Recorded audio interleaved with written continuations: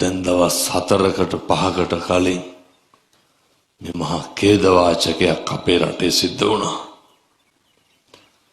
ඒක දැනටත් සිද්ධ වෙමින් පවතිනවා. අපිට දැන් කතා කරන්න වෙලා තියෙන්නේ ඒ ඛේදවාචකය ගැන විතරයි.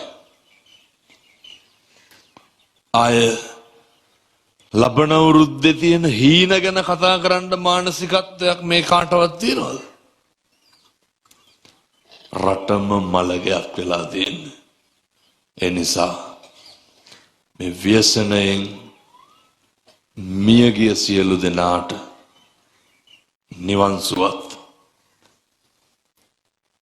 අසනීපෙන් රෝගාබාධ වලින් පීඩාවට පත් වෙලා ඉන්න සියලු දෙනාට සත ශාන්තියක් එක හඬට දොහොත් මුදුන් දීලා සාදුකාරයක් දීලා ප්‍රාර්ථනා කරමු. මේ වෙලාවේ ඕනේ ආශිර්වාදය විතරයි. මේ වෙලාවේ කිසිම භෞතික දෙයක අවශ්‍යතාවයක් මිනිස්සුන්ට නැහැ. මිනිස්සුන්ට ඕනේ සැනසීම විතරයි. මිනිස්සුන්ට ඕනේ මානසික සුවය විතරයි. එහෙම දේශනා කරන්න හේතුවක් තියෙනවා. නේ පෞල් පිටින් යට වෙලා පස්සලට තාත්තා වැඩට ගිහිල්ලා එනකොට මුළු ගෙදරම යට වෙලා. දරුවා විශ්වවිද්‍යාලේ ඉන්නකොට එක විශ්වවිද්‍යාලේ දියණියක් කියනවා, හාමුදුරුවනේ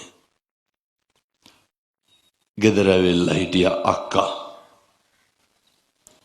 අක්කට බබෙක් හම්බෙලා.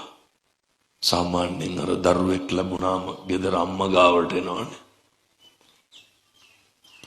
මේ මනුස්සෝ විවාහයක් කරගෙන දරුවෙක් හදන්නේ මොන්න තරම් හීන ගොඩක් තියාගෙන අර ලේහත්ත වගේ පොඩි එකා ඇකේ තුරුල් කරගෙන කිටකොට වෙන්න ඇද්ද?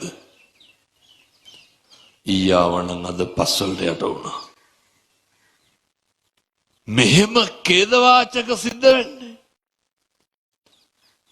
මේ වගේ 100,000 ගණනින් ඛේදවාචක සිද්ධ වෙනවා. මේ ඛේදවාචකයක් අස්සේ ඉගෙන ගන්න පාඩම් ගොඩක් තියෙනවා. උද්දෘත කරන්න සූත්‍ර පාඨ කොතෙක් තිබ්බත් නිතතිම්ම සිහියට නැගෙන්නේ පින්නතුනේ සියලු බුදුරුන්ගේ අනුශාසනාව.